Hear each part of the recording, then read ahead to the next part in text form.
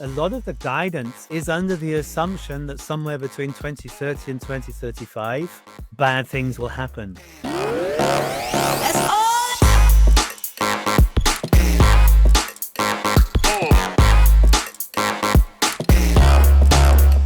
To another episode of BeInCrypto Podcast. Today we have a very special guest.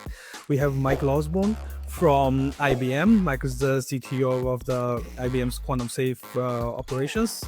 And yes, we're gonna be talking about one of the hottest topic in the crypto industry right now, which is quantum breakthrough happening sooner than we expected, and is basically your wallets are at risk or not.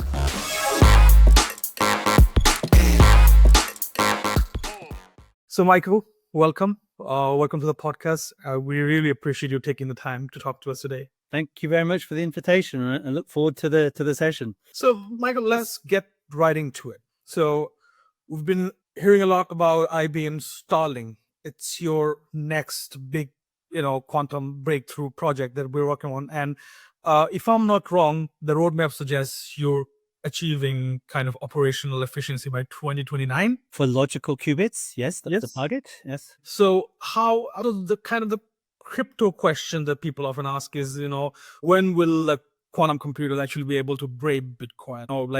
With Starling aiming for around 200 logical qubits by 2029. How close are we to that point? Is it like within reach, or are we still a long run from it? Okay, so what we've seen from a lot of experimentation and a lot of research is a prerequisite of what we call logical qubits. So there were thoughts that one might be able to use what we call noisy intermittent quantum computers with noisy qubits, with error mitigation. That is really not the case. So you need these very high quality qubits. I think and you get a lot of news, I would say, like there was a paper from Google recently, you get papers left, right, and center. It's a hot topic. There's a lot of, I think, information to digest, but there are certain things that maybe are not so clear. So one of them is there are lots of trade-offs. So it's not really one point that is an issue. So for example, you can trade off the number of qubits, logical qubits you need for the time that you're willing to spend in order to attack a single key. Meaning that, for example, the recent Google paper said you can attack RSA 248 with a little under 1,600 logical qubits, but you're going to spend a week doing it. Week's a long time. Previous papers, previous approaches suggested more qubits, but that there could be, you need a day for an attack. So we have all of these trade-offs in quantum computing, how you combine classical and quantum parts of the algorithm, whether you have a very flat circuit, very deep circuit, and the time that you need to run. And when you see a paper like the one from Google, is very prerequisite on a very specific architecture, very specific set of components, a very specific way of doing things. And that's just a bit different than what other people like ourselves would be doing. Meaning there's this theoretical paper that given those assumptions of things being in place, you could do it in that time. Same for the other way around. So everything is going in the right direction, but to pinpoint a time really depends on the specifics of a particular piece of quantum machinery, the approach used, so how you break down all of these different variables, and then essentially the amount of time you're willing to spend doing something. And that's where it kind of gets interesting, because logical can mean different things.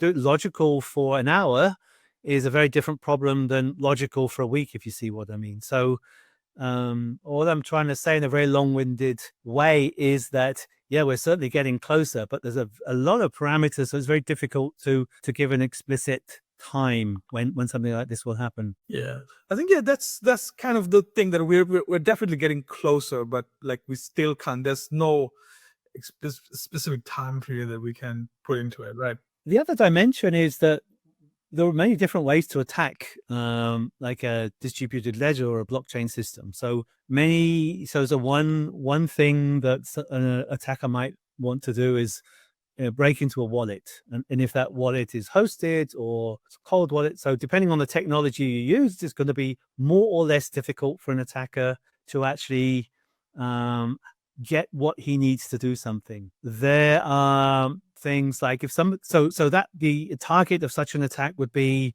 getting hold of the contents of the wallet. There are interesting other attacks. So, for example, if it was somebody wanted to disrupt the operation of a blockchain, then you could look at attacking the sort of like consensus protocols or things like this. Or somebody wanted to actually look at manipulating what was happening without actually touching the Bitcoin or Ledger wallet, then there's all sorts of interesting external trusted data, like trusted time, like trusted oracles, whether that's FX exchange rates, where they're not really part of the blockchain fabric per se, but they're very important inputs to applications and business functions that run on top. And actually, they also need to be quantum safe. Otherwise, it would be very easy for attackers to manipulate actually what a Bitcoin ledger or a blockchain ledger from a business side would be doing. So you really also need to look at the there's variety of attack vectors, the variety of threats, and then there are essentially two classifications. One, the things that crypto communities have under their control, which is, I think, things to do with the fabric and let's say how you do authentication, things like that. Then there's a set of things which are not under your control. So, for example, where do you get trusted time from? Where do you get trusted FX rates or trusted or Oracle data? So one of the key things really is to understand what your business dependencies are from how a particular ledger is used in order to understand how it can be attacked and essentially who needs to be orchestrated to provide what, when. So it's really the worst thing that can happen, and I think we'll get to it in a later question, is that, there's always a big debate right now. Oh, it's 2 years, it's 5 years, it's 10 years. And it's in human nature to kind of like delay action until the last possible moment. The challenge we have is that there's a lot of latency in things that need to be done. And I'll give you an example. So if you need trusted time, you need certain IETF standards, or it depends where you get it from, to have been updated to be quantum safe. Then you need vendors that issue such trusted time to have updated their products and services to be able to issue things in time. So there's a latency, standards being ready, then availability of the things that you need. And then comes the most interesting thing. Issuing things is one thing, but figuring out where in your systems you actually consume trusted times, or where the systems use NTP, where do they get it from, and replacing those. If that function is buried deep in an operating system or in some special component, then you have to also replace all of those. So you kind of have to figure out what all these dependencies are, the order that they need to be, let's say, made quantum safe, and you need to minimize the time in between. Otherwise, as is frequently the case, deciding to act at the last minute will invariably, it will take a long time in order to become quantum safe. So that's why we say now is the time. You really need to be understanding these things, or you're going to be in a panic mode at some point in the future. Absolutely. And I think one of the biggest concern is how much scalable the first quantum breakthrough will be. And I think now, IBM Roadmap talks about like modular scaling and cross-model entanglement. So, and the big thing is the Shor's algorithm that can actually break, Bitcoin's elliptic signature. So, and there are not just 100, I think there will be hundreds and thousands or millions of addresses that still hasn't migrated to that. So can Shor's algorithm be run in parallel and attack many addresses if an attacker wanted? Is quantum heading towards that? It's a very good question, because I think what will happen if you look, the first quantum capability to do something like this will not be announced. this will be a research facility somewhere or some not well published experiment. But the thing is, it will be, I think the initial capability will be very experimental, very expensive. We'll probably need multiple tries to break a single key. So then you have to sort of consider, okay, so what will an adversary with that capability, with that cost of an attack do? They'll be very specific in what they do. It will be some time later, at some point, these early research capabilities will become more scalable. They'll become more reproducible. They'll become more commodity, if you like. And I think a lot of the targets, they'll only be targets when the machinery and the capabilities are commodity, just because it will cost too much to do an attack. So the scalability has a lot to do with the capability, the cost of an attack. The parallelism, I think this is less of an issue. It's more the things that I talked about, the cost of an attack and where it makes sense for an adversary to attack what when. So the scalability will only come with commoditization and let's say a lowering of the cost of an attack for an adversary. Yeah, that kind of like I'm wondering, because a lot of the quantum developments and advancements that happen, I think IBM and so Google as well, these have been announced. Like, these are private enterprises, they've been announced.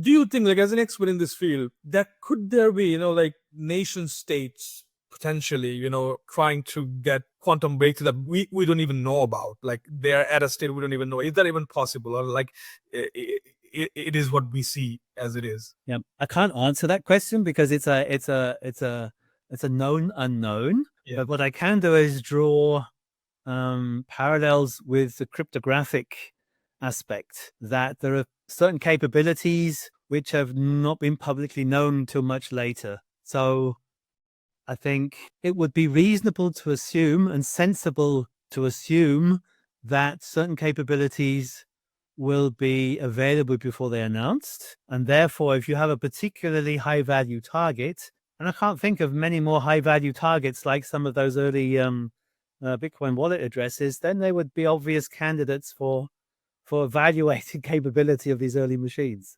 So yeah. Yeah, no, that's correct. That one of the highest value targets, as we all know, we all discover Satoshi's wallet that's been dormant for decades, and that's kind of the biggest, because the number of Bitcoins is there, and if anything would happen to that, financially it'd be catastrophic, because the sentiment would completely be destroyed for the years of progress that we had. But having said that, so I want to move on to the kind of the core debate that we are having in the crypto community right now. So there are two sides of it. There are people, as you've already said, there are people like, quantum safe is a buzzword, it's happening, but it's like decades away or something, and there's a FUD that is gonna happen tomorrow or something like that. So from the vantage point of IBM, so when do you think blockchain should realistically start moving away, especially Bitcoin and Ethereum, from the kind of elliptic curves digital signature algorithm they have now to more post-quantum safe signatures? When is the realistic timeline? Okay, I'll give you a parallel with Y2K. So in the year 2000, the world was a very simple place. So exponentially fewer devices to connectivity, much less crypto. I mean, it wasn't even a crypto related thing, but it still cost some approximations, 90, 100 billion cost to migrate or replace all of the systems which needed replacing. So for me, it's an economic question. Do you want, let's say, to expend a lot of money doing it efficiently? Or do you want to, let's say, start early and plot an efficient path to becoming quantum safe? The later you leave it, the more it's going to cost. And the interesting thing about blockchains and ledgers, which are different to other systems, is, in order to migrate a lot of the things that need migrating, you need to involve all of the participants. So essentially all of the wallets, all of the And so there's not been, I would say, that much experience in, how you orchestrate all of the users of a blockchain to also kind of like migrate. So it's kind of like difficult. So it's really, for me, all about planning. And I think you cannot start early enough. We already know some of the, like, Ethereum Foundation or Bitcoin are already looking at this. There's already works out there in terms of what you need to do, and the sort of algorithms, but both for I would say classic authentication and key exchange, as well as some of the privacy and confidentiality things like zero knowledge proofs. There is a lot of work. There is knowledge. I think the key becomes making sure, as I mentioned before, you're actually aware of all of the implications, because a lot of people are not looking at trusted external data. Just planning early with the right awareness, such that the steps can be kind of they can be attached to things you might want to do anyway. There might be a new bit for extending wallets, for example. So if you have the right awareness and you have the right scope, then you need to do that early. Then you can actually, it's just, for me, a series of tweaks to things you might want to be doing anyway.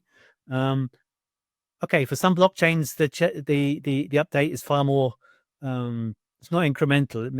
It's far more difficult. But I guess there's one other very interesting aspect, and there's a lot of like stable coins and central bank digital currencies that are being planned right now. And for me, knowing that this is coming and not planning to make these schemes easily updatable is very irresponsible for the people. So if you see what I mean, there's lots of touch points where you can actually now be doing things that make the journey and the risk and the expense and the effort a lot less than if you do this later. Absolutely. And I think I've recently had a chat with a lot of developers. The problem is that, for the newer blockchains, then that even costs projects like Solana, networks like Solana, which are kind of like, post 2018, they kind of had that quantum threat mindset from the get-go. So they made the system, the network, the architecture in a way that's easily switchable to, post quantum realm. But the problem is Bitcoin and Ethereum mainly, because Ethereum Foundation is thinking about it, but it's so vast. And we're not just talking about Ethereum. A lot of several hundreds of projects use Ethereum as a layer for their networks. So the thing is, the developers think we know that's a problem. We know we have to go into quantum safe cryptography. But the thing is, do we completely ditch our current algorithm, current like curve digital algorithm, and go all in on quantum safe, or is there a hybrid approach that we can go? Yeah, that's a very good question, because hybrid, unfortunately, is one of those overused terms. So depending on what you're talking about, it might mean very different things. So on the one side, there's a lot of talk about hybrid algorithms, so mixing a quantum safe algorithm with a classical algorithm. There is what some people would call, what I would call, dual systems, where you have something side by side, but not kind of like hybridized in that they're interlocked. And it's the same with migration. There are different routes, I think, that you can take. So it might be that your particular system, you can't incrementally, using a hybrid scheme update. You might need to do a dual. You might essentially need to set up a parallel system and then have a way to bridge between the two using gateways or something like this. So this is what's happening in a lot of enterprises, for example, in PKI. You can't hybridize what's there. Essentially, if the root key is classical and not quantum safe, you have to replace everything. But you can't replace everything because of legacy and da. So a reasonable way is to set up a parallel or a dual system and make a bridge between the two. That would, I think, be the only option for some schemes and a sensible option for others. I think there's a lot of debate around hybrid algorithms. So that's actually putting both together, purely because of the complexity and purely because you might need a second migration as and when the non-quantum safe piece might get broken. So there are pros and cons to how you do hybrid. And I think a dual approach is for me a sensible thing when it comes to hybrid. But I do have to say one thing. Okay, so hybrid you can apply to things like key exchange, so things like TLS. That's more or less a solved problem. That's something that happens under the covers in the TLS scheme. People don't really even notice it mostly. So when I'm talking about the more challenging aspects of hybrid, it's for authentication. So it's for certificates and for trust, things like this. Yeah. Well, I think that's really eye-opening information, and I think a lot of our viewers who are developers as well will find this very valuable. Michael, I have one last question for you, and I think we've already said this. If emphasized that the time to act is now. Of course, the time to act is now. That cannot be delayed. Anything, but if you to say, what's the one signal that every policymaker or developers, everyone should watch for to know that quantum is actually very close enough? What's that doomsday kind of signal? I mean, you raise a very good question, and it's a lot of the guidance is under the assumption that somewhere between 2030 and 2035, bad things will happen. But there was a scare last year when a paper from a lab in China, suggested that actually this is very easy to do much sooner. So there is a kind of what is your emergency risk plan if all of a sudden it's like a few months' time and not in a few years' time, as you say. Contingency plans, I think, are a very important aspect of what you're asking. In terms of the most important signal, for me, there's two. I think if I was in business in this area, it would be what are my competitors doing? Because at some point there will be a risk sentiment which will say, these guys are not as quantum. I'm hearing all this in the news that the quantum computers around the corner. My money invested in a certain blockchain ecosystem is not quantum safe. You will start to see market movements, I think. And for me, I know it's not a technical signal, but I think that's the one. If I was in business, I would be looking at. It's a sentimental signal, definitely. Yeah, absolutely. No. Thank you, Michael, again. This has been a really good podcast and a really timely and important topic. I can't express how many people kind of literally read our quantum articles and interact with them, because people are always fascinated in a way about this. I remember when I was a grad student, doing IT, and quantum was this fate thing that we used to talk about. It's like, it's gonna happen, it's never gonna happen, but now it's a reality. So yeah, any last remarks you want to add? No, just again, I'm grateful for the opportunity, because I just observed the guidance that we see today. We've been doing this a decade now, looking at quantum safe. Our goal is to make the world quantum safe. I mean, we as a company are putting this technology out there. It's very important for us to make sure that we have the technology to protect against its misuse. And so my final word is the transition to quantum safe is a lot more difficult. The guidance, I think, is still very naive, because people we're still finding new things that need to be migrated and dependencies. So the earlier you start to look at what are the trusted things my business depends on or my application depends on, I think the better position you're going to be in terms of making sure that you're doing the right steps to becoming quantum safe. So awareness is everything, right? This is everything. That's the best point to leave that. So thank you, Michael, again. We really appreciate it. And yeah, thanks for joining the session. Okay, it was a pleasure. Take care. That's all.